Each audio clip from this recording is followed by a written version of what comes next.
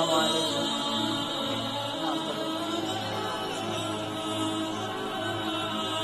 আলহামদুলিল্লাহ আলহামদুলিল্লাহি ওয়া কাফা ওয়া সালামুন আলা ইবাদিহিল্লাযীনা ইসতাফা। আম্মা বা'দ, ফাআউযু বিল্লাহি মিনাশ শাইতানির রাজীম। বিসমিল্লাহির রাহমানির রাহিম। ইয়া আইয়ুহাল্লাযীনা আমানু দুখুলু ফিস-সিলমি কাফাহ। وقال رسول الله صلى الله عليه وسلم: طلب العلم فريضة على كل مسلم ومسلمة، أو كما قال رسول الله عليه الصلاة والسلام. اللهم صل على محمد وعلى آل محمد كما صليت على إبراهيم وعلى آل إبراهيم إنك حميد مجيد. اللهم بارك على محمد وعلى آل محمد كما باركت على إبراهيم وعلى آل إبراهيم إنك حميد مجيد.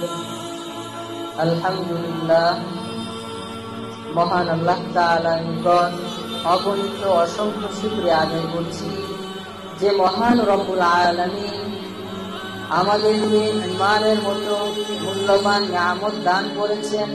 আমাদেরকে সুস্থ সবল রেখে দ্বীন প্রতিষ্ঠানে এসে কিছু সময় দেওয়ার জন্য কিছু কথা শোনা এবং কিছু কথা আলোচনা করার তৌফিক দান করেছেন। এটা আল্লাহ তাআলার নিকট আমরা শুকরিয়া বলি আলহামদুলিল্লাহ। প্রিয় সুধী, আমি আপনাদের মাঝে পবিত্র কোরআনুল কারীমের একটি আয়াত এবং রাসূল করিম সাল্লাল্লাহু আলাইহি ওয়াসাল্লামের অসংখ্য হাদিস থেকে একটি মুবারক হাদিস পাঠ করেছি।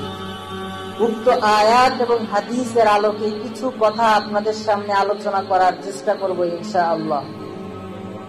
মহান রব্বুল আলামিন তার কালামে পাকের মধ্যে ইরশাদ করেছেন, হে লোক সকল যারা ঈমান এনেছো, তোমরা ইসলামের ভিতরে পরিপূর্ণভাবে প্রবেশ করো। তোমরা ইসলামের মাঝে পরিপূর্ণভাবে প্রবেশ করো, অর্থাৎ ইসলামকে তোমরা পরিপূর্ণভাবে পালন করো। মহান রব্বুল আলামিনের কোরআনের এই কথাটি বলার উদ্দেশ্য হলো যে আল্লাহ রব্বুল আলামিন শরীয়তের যে বিধান দিয়েছেন, ইসলাম নামক যে নিয়ামত আমাদেরকে দান করেছেন, আমরা যেন তা মনের খুশি মতো আদায় না করি। যেটা আমার কাছে ভালো লাগলো সেটা পালন করলাম, যেটা আমার কাছে ভালো লাগলো না সেটা পালন করলাম না, এমনটি আল্লাহ তাআলা নিষেধ করেছেন। অর্থাৎ ইসলাম বলতে আল্লাহ রাব্বুল আলামিন বুঝিয়েছেন, ইসলাম হচ্ছে একটা সম্পূর্ণ জীবন ব্যবস্থা, একটা সম্পূর্ণ জীবন, একটা সম্পূর্ণ ধর্ম ব্যবস্থা। আমরা যদি অন্য অন্য ধর্মের দিকে তাকাই তাহলে আমরা দেখতে পারবো অন্য অন্য ধর্মের ভিতরে কিছু মৌলিক ইবাদত রয়েছে, কিছু মৌলিক বিধান রয়েছে। যেমন বৌদ্ধ ধর্মের দিকে যদি আমরা তাকাই তাহলে বৌদ্ধ ধর্মের মূলনীতি হলো তারা নির্দিষ্ট কিছু দিনে মন্দিরে গিয়ে, তাদের গির্জায় গিয়ে তারা ইবাদত করবে। সারা বছর ব্যাপী তাদের কিছু দিন আছে, কিছু নিয়ম বৈশিষ্ট্য আছে, এভাবে তারা তাদের জীবনকে পালন করবে।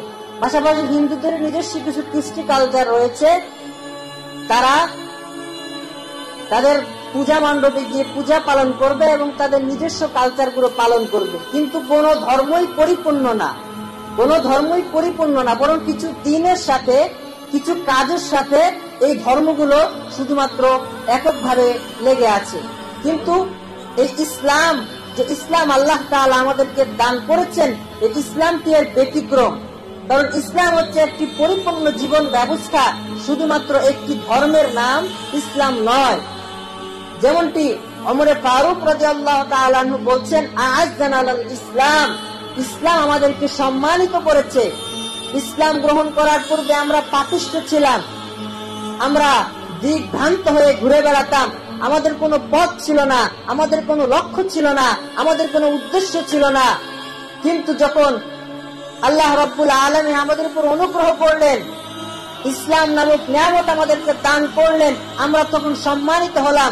আল্লাহ তাআলা আমাকে সম্মানিত করলেন। আবু বকর সিদ্দিক রাদিয়াল্লাহু তাআলা আনহু এবং ওমর ফারুক রাদিয়াল্লাহু তাআলা আনহুর পর সমগ্র বিশ্বের সকল মানুষের মধ্যে আল্লাহ তাআলা আমাকে শ্রেষ্ঠত্ব দান করলেন এবং আমি ওমর ইসলামের এই নিয়ামতে অর্ধ পৃথিবী আমি শাসন করতে পেরেছি। এটা একমাত্র শুধুমাত্র ইসলামের একটা অবদান। ইসলাম আমাকে সুযোগ দিয়েছে। কারণ আল্লাহ রাসূলের জন্মের সময় যুগের অবস্থা খুব করুণ ছিল, সামাজিক ব্যবস্থা খুব করুণ ছিল, রাষ্ট্রীয় ব্যবস্থা খুব করুণ ছিল। যখন মানুষের উপর নির্যাতনের যত রকমের নির্যাতন হওয়া দরকার, নির্যাতনের শেষ সীমায় মানুষ পৌঁছে গিয়েছিল, মানুষের থেকে মানবতা, দরদ, ভালোবাসা সবকিছু মানুষ থেকে উঠে গিয়েছিল। যখন মানুষ মানুষের প্রতি সম্মান করত না, মূল্যায়ন করত না, ছোটরা বড়দেরকে সম্মান করত না, বড়রা ছোটদেরকে স্নেহ করত না, এমন একটা সামাজিক ব্যবস্থা এবং রাষ্ট্রীয় ব্যবস্থায় যখন মানুষের উপরে ন্যায় অধিকার প্রতিষ্ঠিত ছিল না, ঠিক সেই মুহূর্তে মহান আল্লাহ তাআলা ইসলামের মতো নিয়ামত দান করলেন নবী করিম সাল্লাল্লাহু আলাইহি ওয়াসাল্লামের মাধ্যমে, যার কাজ ছিল আপনি মানুষের কাছে সত্যের বাণী পৌঁছে দিন, মানুষের কাছে আল্লাহর কথা পৌঁছে দিন, দ্বীনের বাণী মানুষকে পৌঁছে দিন, যাতে মানুষ এই দিকভ্রান্ত হারা থেকে মুক্ত হয়ে সঠিক পথ পেতে পারে, মানুষ যেন তার জীবনে শান্তি পেতে পারে, মানুষ যাতে আদর্শবান হতে পারে, মানুষ যাতে সমৃদ্ধশালী হতে পারে। এই জন্যই মূলত আল্লাহ রাসূলকে আল্লাহ তাআলা দুনিয়াতে প্রেরণ করেছেন, মানুষের মাঝে দ্বীন প্রচার করার জন্য, ইসলাম প্রচার করার জন্য। সুতরাং আমরা বুঝতে পারলাম, ইসলাম যদি শুধু ধর্মের নামই হতো তাহলে কিছু বিধান নাজিল করে দিতেন আল্লাহ তাআলা, কিন্তু বরং এমনটি করেননি। বরং রাসূলের পুরো শুরু থেকে নিয়ে জীবনের শেষ পর্যন্ত পুরাটাই ইসলামের একটা বাহ্যিক নমুনা, যে বাহ্যিক নমুনাকে আরো বিস্তৃত করেছেন সাহাবায়ে কেরাম রাদিয়াল্লাহু তাআলা আনহুম। এই ইসলাম একটা বড় মূল্যবান নিয়ামত। ঈমানের পরে একজন মানুষ যখন ঈমানদার হয়, তার জন্য সব থেকে বড় পাওয়ার বিষয়, নিয়ামতের বিষয় হলো ইসলাম। এই ইসলামটা কেমন, এই ইসলামকে আমাদের বুঝতে হবে যে ইসলাম মানে কি, ইসলাম অর্থ কি। ইসলাম অর্থ শুধু এতটুকুই নয়, আমি নামাজ পড়বো, আমি রোজা রাখবো, আমি যাকাত দেব, আমি হজ করব। এটা শুধু ইসলাম নয়, এটা ইসলামের কয়েকটা রূপন, কিন্তু পরিপূর্ণ ইসলাম এটা নয়।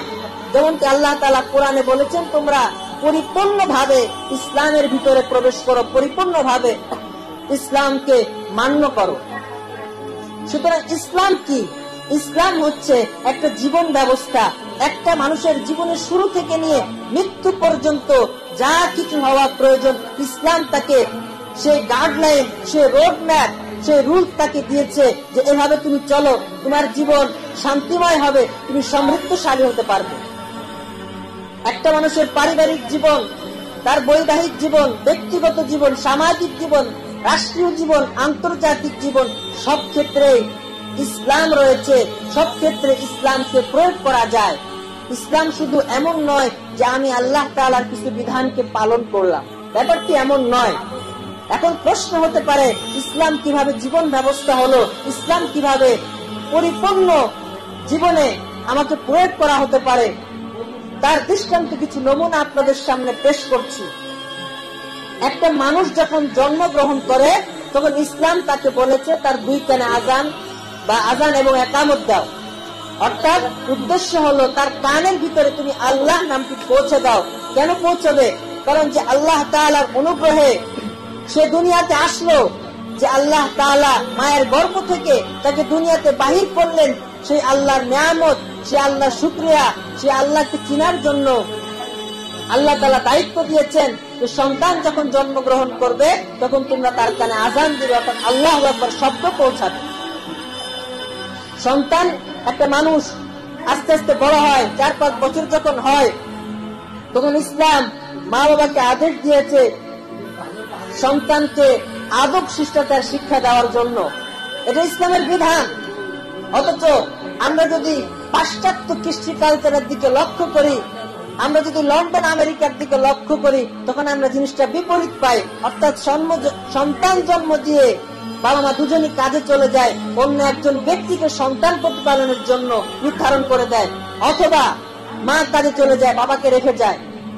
এটা ইসলামের বিধান নয়। এটা কোনো শান্তি সমৃদ্ধশালী পরিবারের জন্য উপকারী কোনো বিষয় নয় যে মা বাবা তাদের কর্মে চলে যাবে আর সন্তান অন্যের সাথে পড়ে থাকবে। এভাবে কখনোই সন্তান আদর্শবান মানুষ হতে পারবে না। ইসলাম কি দিয়েছে? ইসলাম বলেছে যখন সন্তান কিছু বলতে শিখবে, হাঁটতে শিখবে, তখন তোমরা সন্তানকে আদব শিখাও, সন্তানকে শিষ্টাচার শিখাও, ভালো মন্দ শিখাও। সন্তান যখন এগুলো আস্তে আস্তে শিখবে, সন্তানের ভিতরে আদব আসবে, ভদ্রতা আসবে। যখন 7-8 বছর বয়স হবে, ইসলাম তখন তাকে বলেছে তুমি তাকে নামাজের জন্য, ইসলামের যে সবচেয়ে বড় বিধান নামাজের ব্যাপারে, তাকে বলতে থাকো। যখন 10 বছর বয়স হবে, তখন প্রয়োজনে তাকে নামাজের জন্য পেত্রাঘাত করো, শাসন করো।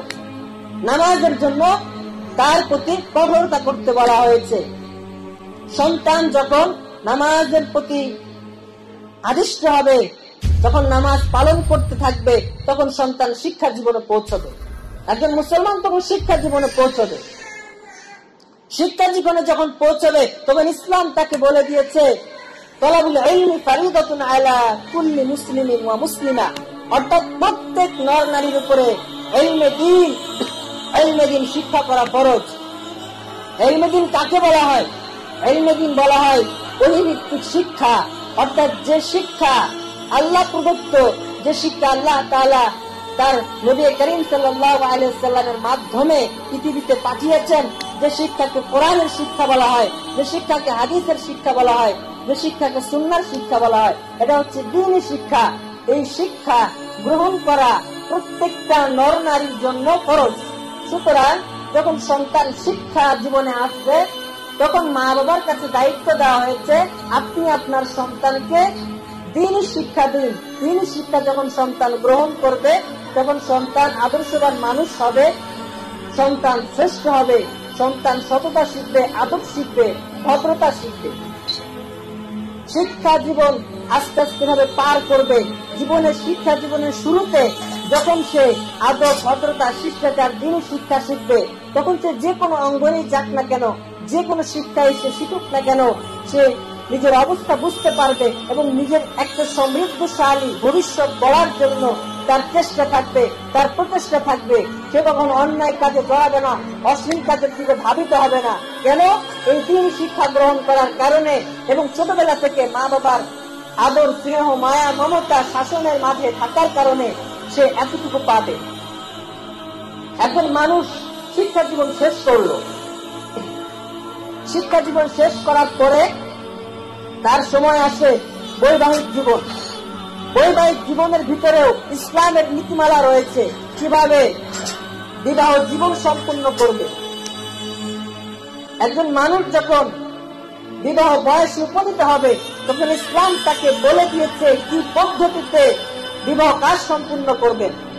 ইসলাম অধিকার দিয়েছে একজন পুরুষকে যে সে তার প্রয়োজন মতো নারীকে দেখবে, পছন্দ করবে এবং উভয় পরিবারের পরামর্শ নিয়ে বিবাহ কাজ সম্পূর্ণ করবে এবং নারী পক্ষ পুরুষ পক্ষের সাথে আলোচনা করে মোহরানা নির্ধারণ করবে এবং পুরুষ পক্ষ অবশ্যই খুব সততার সাথে, নিষ্ঠার সাথে সেই মোহরানা আদায় করবে এবং বিবাহ সম্পূর্ণ করার পর ইসলাম ওলিমার আদেশ দিয়েছে, অর্থাৎ এটা সুন্নত একটা আমল, যে একে অপরের ভ্রাতৃত্ব বন্ধন বজায়ের জন্য কিছু আপ্যায়নের ব্যবস্থা থাকবে। এভাবে পরিপূর্ণ জীবনের শুরু থেকে নিয়ে শেষ পর্যন্ত ইসলামের কৃষ্টি কালচার রয়েছে, ইসলাম রয়েছে। আমরা শুধুমাত্র এতটুকু পার্থক্য করলে বুঝতে পারবো যে বর্তমান সমাজ আর ইসলামের ভিতরে পার্থক্য আছে কিনা। অনেকের কাছ থেকে শোনা যায় ইসলাম নাকি সেকেলে, ইসলাম নাকি আধুনিক নয়। একটা কথা আমাকে মনে রাখতে রাখতে হবে। ইসলাম আধুনিক, সর্বাধুনিক, অত্যাধুনিক। যদি আমি ইসলামকে বুঝি তাহলে অবশ্যই ইসলাম যে আধুনিক এটা আমাকে মানতে হবে, এটা আমাকে স্বীকার করতে হবে। ইসলাম আমাকে সেকেলে হতে বলেনি, ইসলাম আমাকে আধুনিক হতে নিষেধ করেনি, কিন্তু ইসলামের গণ্ডির ভিতরে থেকে আমি আমার আধুনিকতা, আমি আমার যুগের ছোঁয়া, আমি আমার ফ্যাশনকে ঠিক রাখবো। তবে ইসলাম আমাকে কোন রকমের বাধা বিপত্তি প্রদান করবে না।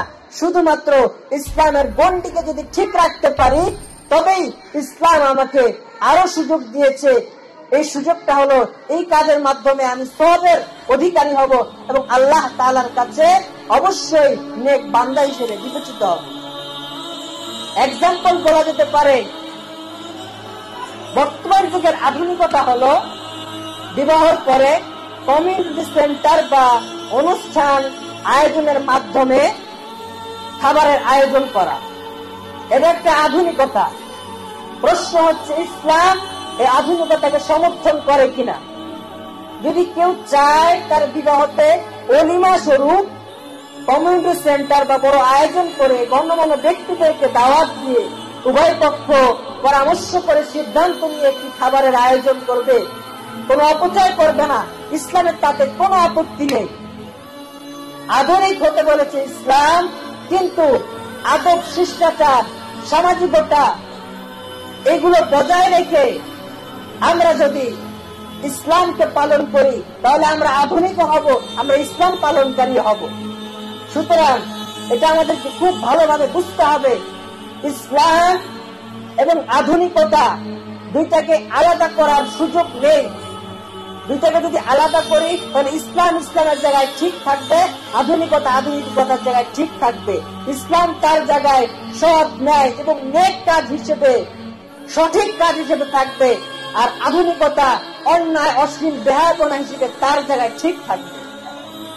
কিন্তু ইসলামের সাথে আধুনিকতাকে যদি আমি মিলা অ্যাডজাস্ট করি তাহলে অবশ্যই বুঝতে পারবো যে ইসলাম আমাকে আধুনিকতা দিয়েছে এবং আধুনিক হতে বলেছে, কোন রকমের বাধা আমাকে প্রদান করেনি। সুতরাং আমাদের জীবন ব্যবস্থার ভিতরে বিশেষ করে নারীদের জন্য দুটো বিষয়, যে দুটো বিষয় আমার আজকের আলোচ্য কথা। এক নাম্বার হচ্ছে পর্দা। এটার যৌক্তিক এবং শরীরভিত্তিক দলিল বা প্রমাণ এবং ইসলামের নারীর পর্দার গুরুত্ব, শিক্ষা, নারী শিক্ষা এবং ইসলামিক শিক্ষা, এই দুটো বিষয়ে সমসাময়িক এবং ইসলামের বিষয়ে সামান্য কিছু কথা আপনাদের সামনে আমি তুলে ধরব। মহান রব্বুল আলামিন নারীদেরকে আদেশ করেছেন পর্দা পালন করার জন্য, যে নারীরা তাদের সম্ভ্রম রক্ষায়, আত্মসম্মান রক্ষার জন্য পর্দা পালন করবে। সুতরাং পর্দা পালন করা ইসলামের একটি বিধান। এই বিধানটি সেই 1400 বছর আগ থেকে চালু হয়ে আসছে। সুতরাং ইসলামের বিধান তো পর্দা করতে হবে, কিন্তু যদি আমার মনে প্রশ্ন জাগে যে আমি পর্দা করব কেন, আমার স্বাধীনতা আছে, আমি চাইলে নিজেকে আবৃত্ত করেও চলতে পারি, চাইলে পোশাক গায়েও চলতে পারি। বর্তমান সমসাময়িক সামাজিক পরিবেশে যদি মনে হয় কখনো আমি পর্দা করব কেন, আমার পর্দার কি প্রয়োজন, তাহলে যৌক্তিকভাবে কয়েকটা বিষয় উপস্থাপনা করা যেতে পারে, যে কথাগুলো শুনলে আমাদের যৌক্তিক কারণটা বুঝে আসবে। যেমন নারীকে আল্লাহ তাআলা সৃষ্টি করেছেন পরিবার গঠনের জন্য, অর্থাৎ একজন নারী তার সন্তানাদি হবে এবং সে পরিবারের দেখভাল করবে। সন্তান প্রতিপালন মৌলিকভাবে নারীর দায়িত্ব। সন্তানকে আদব, শিষ্টাচার, ভদ্রতা শিখানো এটা নারীর দায়িত্ব, এটা মায়ের দায়িত্ব। কিভাবে দায়িত্ব? একজন মায়ের দায়িত্ব তার সন্তানকে প্রতিপালন করা, একজন বোনের দায়িত্ব তার ভাইকে দেখভাল করা, একজন স্ত্রীর দায়িত্ব স্বামীর আদেশকে পালন করা, স্বামীকে সুপথে আদেশ দেওয়া বা তাকে সে ব্যাপারে উৎসাহী করে তোলা। সুতরাং নারীকে আল্লাহ তাআলা পারিবারিক ভাবে পরিবার গঠনের জন্য সৃষ্টি করেছেন। যে সন্তান প্রতিপালন করবে, সে পরিবারকে গঠন করবে। সুতরাং আমরা বুঝতে পারি যে নারীর মৌলিক কাজটা পরিবারের ভিতরেই এবং সামাজিক ভাবে তার কাজ করার প্রয়োজন নেই। কিন্তু এখন প্রশ্ন আসে যে তাহলে কি আমার বাইরে কাজ করা যাবে না, আমি কি কিছু করতে পারবো না? ব্যাপারটা এরকম নয়।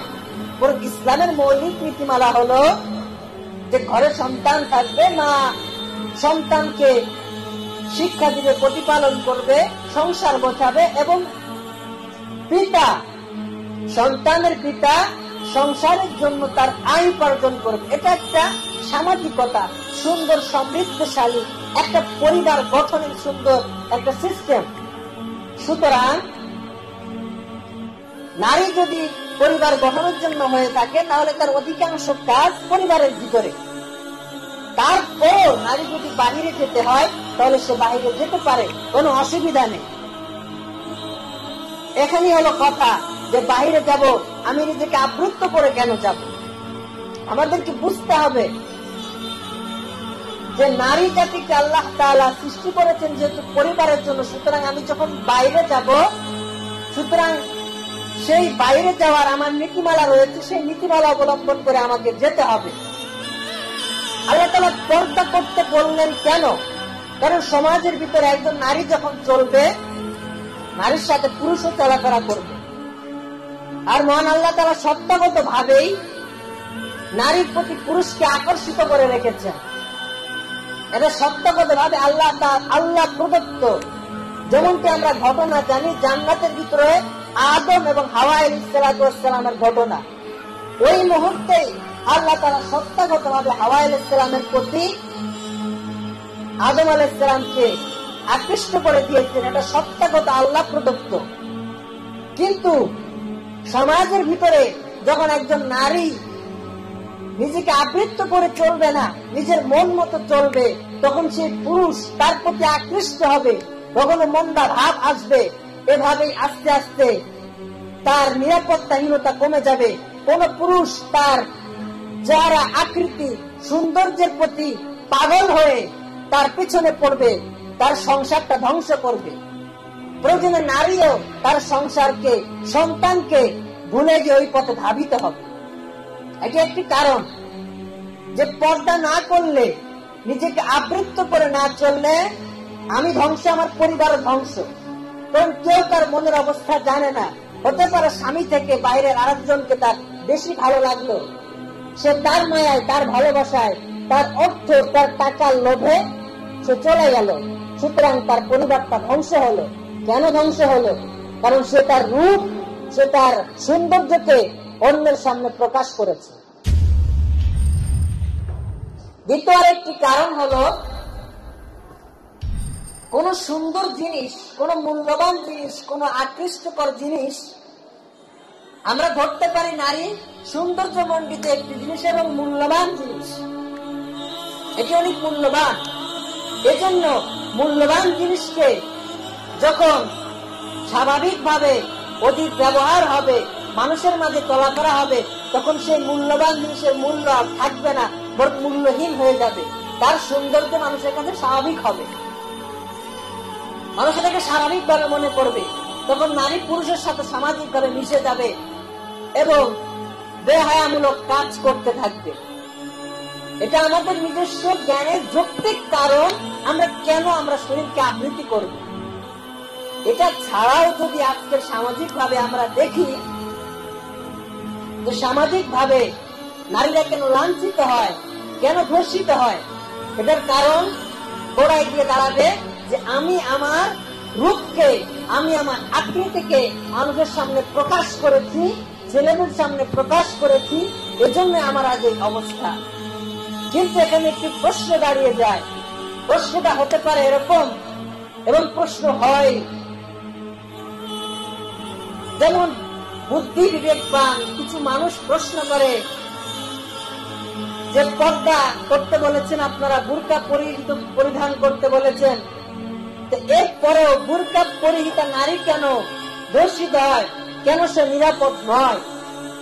এরকম প্রশ্ন আসছে। বাস্তব কথা হলো, যিনি এই প্রশ্ন করেছেন তিনি পর্দাও বুঝেননি, তিনি বোরকা পরাও বুঝেননি। পর্দা কাকে বলা হয়, বোরকা কাকে বলা হয়, এটা আগে বুঝতে হবে। এটা না বুঝে মন মতো পর্দা করলে, মন মতো বোরকা পড়লে বোরকাও হবে না, পর্দাও হবে না। সুতরাং এটা বুঝতে হবে। পর্দা মানে কি? নিজেকে আবৃত্ত করা। আবৃত্ত করার অর্থ হলো, আমি যে জিনিসটা আবৃত্ত করলাম সেই জিনিসটাও দেখা যাবে না, সেই জিনিসটার কোন রূপও দেখা যাবে না, কিছুই দেখা যাবে না, বোঝাও যাবে না যে ভিতরে কি আছে। এটা হলো পর্দা। বুরকাটা ঠিক এরকম।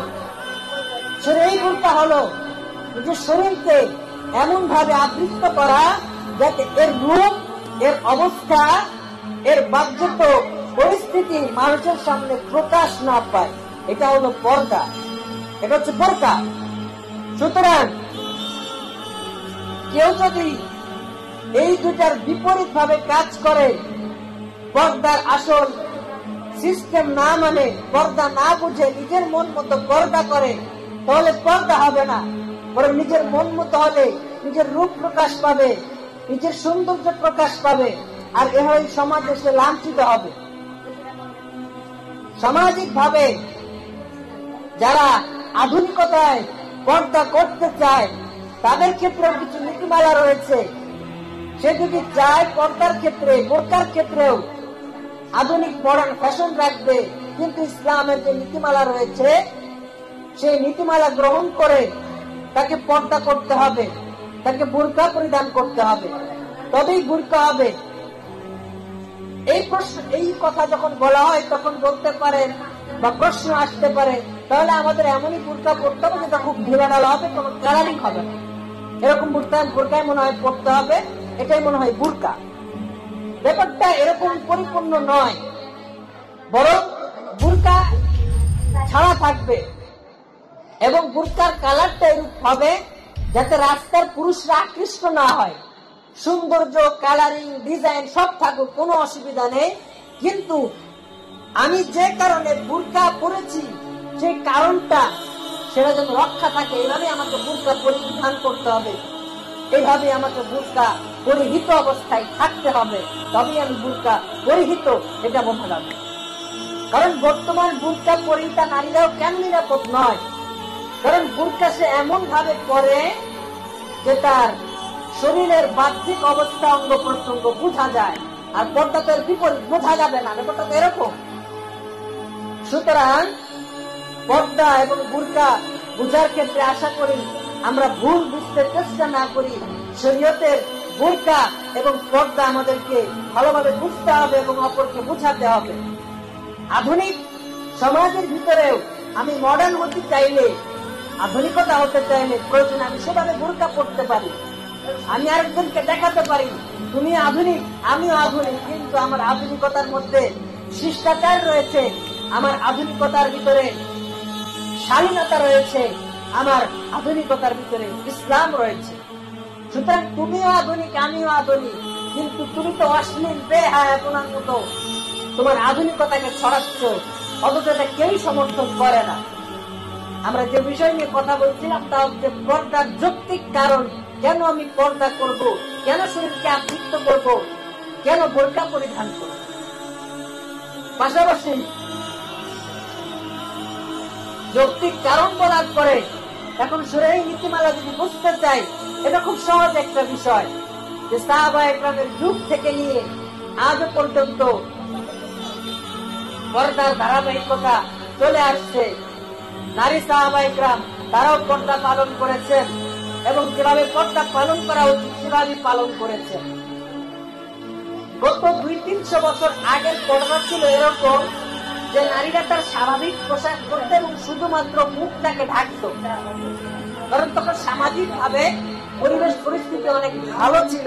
কিন্তু আজকের পরিবেশ পরিস্থিতিটা এত ভালো নয়, তাই নারীকে পরিপূর্ণ অঙ্গে আলাদা পোশাক তথা এভাবে আবৃত্ত করে পোশাকটা পরিধান করতে হবে। এটা নারীর জন্য পর্দা, এই পর্দা নারীকে করতে হবে। কিন্তু এর পাশাপাশি পুরুষকেও নিজের মন মাইন্ড চ্যালেঞ্জ করতে হবে, মন মাইন্ডকে চেঞ্জ করতে হবে, পরিবর্তন করতে হবে। আল্লামা ওবায়দুর রহমান খান নদভী হাফিজাহুল্লাহর কাছে সাক্ষাতে একটা প্রশ্ন করেছিলাম, তা হলো যে আজকে সমাজের ভিতরে, সামাজিক অঙ্গনে, কলেজে, বিশ্ববিদ্যালয়ের অঙ্গনের ভিতরে এবং বাহিরেও কেন নারীরা নিরাপদ নয়? কেন তারা কেন একে অপরের কারণে কেন লাঞ্ছিত হয়, কেন অসম্মানী হয়, কেন তাদের আত্মসম্মানে আঘাত লাগে? উনি একটা খুব গুরুত্বপূর্ণ পয়েন্ট বললেন, তা হলো বর্তমান নারী পুরুষ উভয়ের মাইন্ডের গুরুত্বপূর্ণ কারণ হলো বর্তমান সমাজের অশ্লীলতা, বর্তমান অনলাইন ইন্টারনেটের অশ্লীলতা, এই ছায়া এটা পুরুষদের ভিতরে এত বেশি প্রবেশ করেছে এবং নারীরাও এবং পুরুষরাও পরিবেশগতভাবে এমন পরিবেশে অভ্যস্ত, যার কারণে তাদের মন মানসিকতা এরকম। দুইটা কারণে এই কারণ, একটি কারণ হলো সামাজিক ভাবে অশ্লীলতার প্রতি ধাবিত হওয়া, অনলাইন ইন্টারনেটের এই জগতের অধিক পদচারণায় মাইন্ডটা পরিবর্তন হয়ে যাওয়া, এবং পাশাপাশি সামাজিক ভাবে বিশ্ববিদ্যালয়ে কিংবা ক্লাসে বিভিন্ন জায়গাতে নারী পুরুষের অভাব মেলামেশার কারণেই মূলত সামাজিক ভাবে নারীরা অসম্মানী হয়, আত্মসম্মানে আঘাত লাগে এবং কখনো কখনো তা ধর্ষণ পর্যন্ত পৌঁছে যায়। সুতরাং নারীকেও যেমন পর্দার পাশাপাশি সেই পরিবেশ থেকে বেঁচে থাকতে হবে যে পরিবেশের কারণে মন মানসিকতা পরিবর্তন হয়, মন মানসিকতা খারাপের দিকে চলে যায়, ঠিক তেমনি ভাবে পুরুষকেও নিজের দৃষ্টিকে অবনত রাখতে হবে, যেটা ইসলাম তাকে আদেশ করেছে যে দৃষ্টিকে অবনত রাখতে হবে, অবনত রাখো। সুতরাং এটা হচ্ছে পর্দার একটা নীতিমালা। এই পর্দা ইসলামের একটা শাশ্বত বিধান, যে বিধান অন্য কোন ধর্মে দেয়নি। সুতরাং এই পর্দার সার কথা এটাই বুঝতে পারি যে আমাকে পর্দার মাধ্যমে নিজের আত্মসম্মান রক্ষা করতে হবে, নিজের সম্ভ্রমকে রক্ষা করতে হবে, এবং সামাজিক ভাবে ইসলাম নামক যে আধুনিকতার মাঝে যে ইসলাম রয়েছে, এই ইসলামকে আমাকে পালন করতে হবে এমন ভাবে যাতে আমার ইসলামের ভিতরে যেন অশ্লীল কোন কাজ চলে না আসে। 2 নম্বর বিষয় হলো শিক্ষা, নারী শিক্ষা, ইসলামিক শিক্ষা। শিক্ষা কাকে বলা হয়? আল্লাহ রাব্বুল আলামিন কোরআনের মধ্যে বলেছেন, ইকরা বিসমি রাব্বিকাল্লাযী খালাক। ইকরা মানে পড়ো, শিখো, বিসমি রাব্বিকা তোমার প্রভুর নামে। অর্থাৎ আয়াত স্পষ্টভাবে বলে দিচ্ছে শিক্ষা বলা হয় প্রভুর শিক্ষা, এটাকে মূলত শিক্ষা বলে। শিক্ষার অর্থই হলো যে শিক্ষা প্রভুকে চিনিয়ে দেয়, যে শিক্ষা কোরআনের আলো দিয়ে বুককে ধারণ করা যায়, যে শিক্ষার দ্বারা প্রভুর বিধান জানা যায়, যে শিক্ষা দ্বারা প্রভুকে পালন করা যায়, যে শিক্ষা দ্বারা শালীন হওয়া যায়, যে শিক্ষা দ্বারা আদবপূর্ণ হওয়া যায়, যে শিক্ষা দ্বারা সামাজিক হওয়া যায়, সেটাই হচ্ছে শিক্ষা, সেটাই হচ্ছে নববী শিক্ষা, সেটাই হচ্ছে দ্বীনি শিক্ষা, সেটাই হচ্ছে ইসলামিক শিক্ষা, সেটাই হচ্ছে কওমি মাদ্রাসার শিক্ষা। এটাকে শিক্ষা বলা হয়। সেই শিক্ষা কাকে বলে? দ্বীনি শিক্ষা কাকে বলে? শিক্ষা আর দ্বীনি শিক্ষার মাঝে মূলত পার্থক্য নেই, কিন্তু আজকে সামাজিক ভাবে যেহেতু অনেক রকম শিক্ষার প্রচার প্রসার ঘটে গেছে, কারণ শিক্ষা মূলত 3 প্রকার। একটা হলো ধর্মীয় শিক্ষা, শরীয়ী শিক্ষা, 2 নম্বর হচ্ছে জাগতিক শিক্ষা, 3 নম্বর হচ্ছে ধ্বংসাত্মক শিক্ষা। শরীয়ী শিক্ষা বলা হয় যে শিক্ষার মাধ্যমে এক কথায় বা 2 লাইনে যদি বলি, শরীয়তের আহকাম, বিধান, সুন্নত, ফরজ, নফল এই জাতীয় কিছু বিষয় জানা যায়, ওটাকে ধর্মীয় শিক্ষা, ওটাকে দিয়ে শিক্ষা বলা হয়। আর জাগতিক শিক্ষা কি? জাগতিক শিক্ষা নারীরা সামাজিক ভাবে ডক্টর হবে, সামাজিক ভাবে আরো সামাজিক কাজকর্মের প্রয়োজনে যত শিক্ষা আছে সেই শিক্ষা সে গ্রহণ করবে। এটা জাগতিক শিক্ষা, দুনিয়া অর্জনের শিক্ষা। আর ধ্বংসাত্মক শিক্ষা হলো যে শিক্ষার শেষ পর্যায়ে মানুষ ধ্বংসে রূপান্তরিত হয়, যে শিক্ষার ফলাফলটা খুব করুণ হয়, এটাকে ধ্বংসাত্মক শিক্ষা বলা হয়। সুতরাং শিক্ষা তিন প্রকার। আমরা কথা বলছিলাম শিক্ষা এবং ধর্মীয় শিক্ষা নিয়ে। তো শিক্ষা এবং ধর্মীয় শিক্ষার মধ্যে পার্থক্য নেই, কিন্তু সামাজিক ভাবে এদের শিক্ষার অধিক প্রচলন হওয়ার কারণে শিক্ষা এবং ধর্মীয় শিক্ষার আলাদা সংজ্ঞা করতে হয়। সুতরাং এটা হলো ধর্মীয় শিক্ষা। তিন নম্বর পয়েন্ট হলো নারী শিক্ষা। ইসলাম নারী শিক্ষা কি বলেছে, নারীরা কতটুকু কি শিক্ষা গ্রহণ করবে। আল্লাহ রাব্বুল আলামিন শিক্ষার ব্যাপারে নারী পুরুষ সকলকে আদিষ্ট করেছেন, সকলেই এখানে সমান। হাদিসের মধ্যেও আল্লাহ রাসূল স্পষ্ট করেছেন যে মুসলিম নর নারী সকলের উপরই দ্বীনি শিক্ষা গ্রহণ করা ফরজ, তাকে শিখতে হবে এতটুকু। এটা নারীর কোন শিক্ষা। সুতরাং একজন নারী তার শিক্ষার ব্যাপারে ইসলাম কি বলেছে এটা আমরা জানার চেষ্টা করি। ইসলাম নারীকে বলেছে দ্বীনি শিক্ষা, যতটুকু শিক্ষা গ্রহণ করলে তুমি তোমার জীবনটা ইসলাম অনুযায়ী চালাতে পারবে, যতটুকু শিক্ষা গ্রহণ করলে তুমি তোমার জীবনটা সমৃদ্ধশালী করতে পারবে, যতটুকু শিক্ষা গ্রহণ করলে সকল ইবাদত করে জানতে পারবে, এই শিক্ষাটাকে নারী শিক্ষা বলা হয়। এটা শুধু এই নারী শিক্ষা, এতটুকু নারীকে শিখতেই হবে। এখন প্রশ্ন হলো আমরা নারীরা কিভাবে শিক্ষা গ্রহণ করব? ইসলাম কি আমাদেরকে শরীরে শিক্ষাই দিতে বলেছে? আমরা কি ডক্টর হতে পারবো না? আমরা কি দুনিয়াবী শিক্ষা গ্রহণ করতে পারবো না? ব্যাপারটা এরকম যে একজন নারীর শিক্ষা জীবনের শুরুতে যদি শরীরে শিক্ষা গ্রহণ করে, দ্বীনি শিক্ষা গ্রহণ করে, তাহলে পরবর্তীতে সামাজিক ভাবে সে যে কোনো শিক্ষা গ্রহণ করতে পারবে।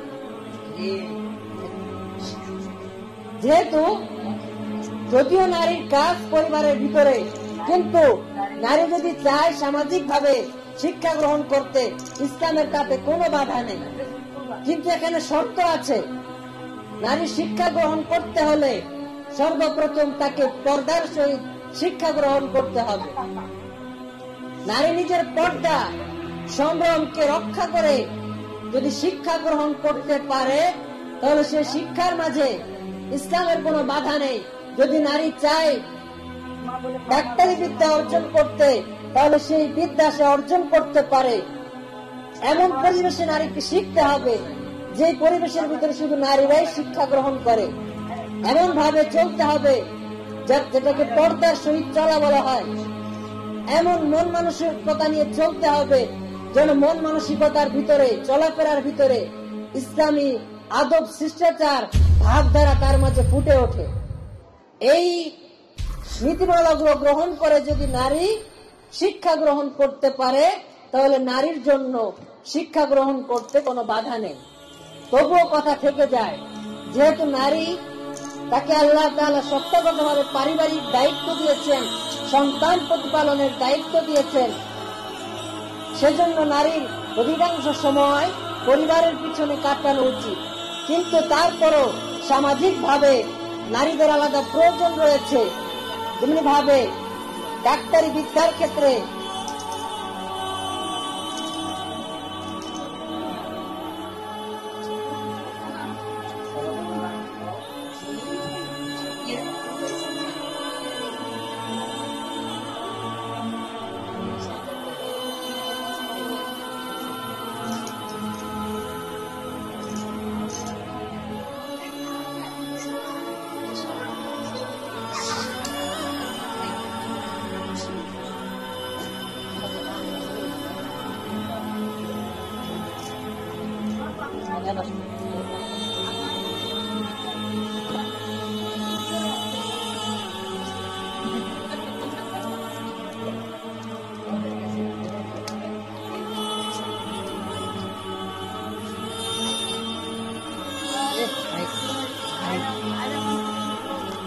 কিন্তু